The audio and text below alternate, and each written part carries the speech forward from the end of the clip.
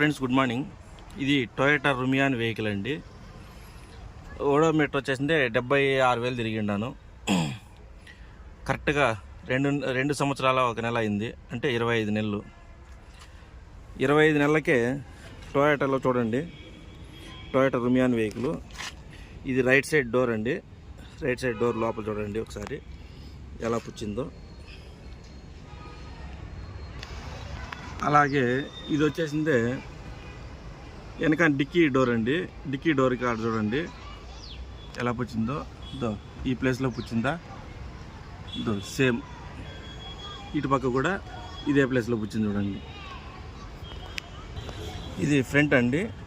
Front mudguard rack చూడండి, ఇక్కడ పుచ్చింది చూడండి ఈ ప్లేస్లో.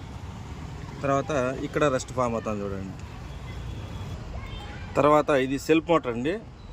కరెక్ట్గా 77,000 తిరిగేపాటికి, 78,000 తిరిగేపాటికి సెల్ఫ్ మోటార్ పూర్తిగా కాలిపోయింది. ఇది ఈ వెహికల్ వచ్చింది టొయోటా రుమియాన్ మిడ్ వేరియంట్ అండి. మిడ్ వేరియంట్ పుష్ బటను ఎందుకు కాలిపోయిందంటే వాళ్ళు మీరు లాంగ్ క్రాంక్ చేసినారు అని చెప్తారు.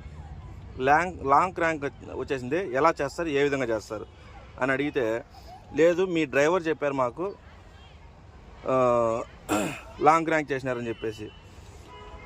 నా బండికి నేనే డ్రైవరు, నా డ్రైవర్ వాళ్ళకి ఎలా చెప్తారు లాంగ్ క్రాంక్ చేసినామని చెప్పేసి. ఒకసారి ఆలోచించండి. టొయోటా రుమియాన్లో వెహికల్స్ కొనేవాళ్ళు ప్రతి ఒక్కరు కూడా ఆలోచించి వెహికల్ తీసుకోండి. మారుతికి టొయోటాకి ఏమీ తేడా లేదండి. ఫ్రంట్ లోగో ఒకటి తప్ప ఇంకా వేరే ఏం వేరియేషన్ లేదండి. మారుతిలోనే కొనుక్కోండి, టొయోటాలో కొని మోసపోవద్దండి. Thank you friends. నా పేరు ఎల్లయ్య.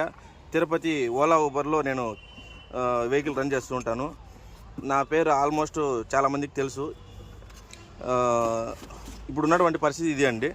కాబట్టి దీన్ని ఆలోచించుకొని మీరు టొయోటా రుమియాన్ వెహికల్ కొనాలన్నా, లేదు ₹1,00,000 తక్కువ మారుతి వెహికల్ కొనుక్కోవాలన్నా అనేది మీరు డిసైడ్ చేసుకోండి ఫ్రెండ్స్. Thank you.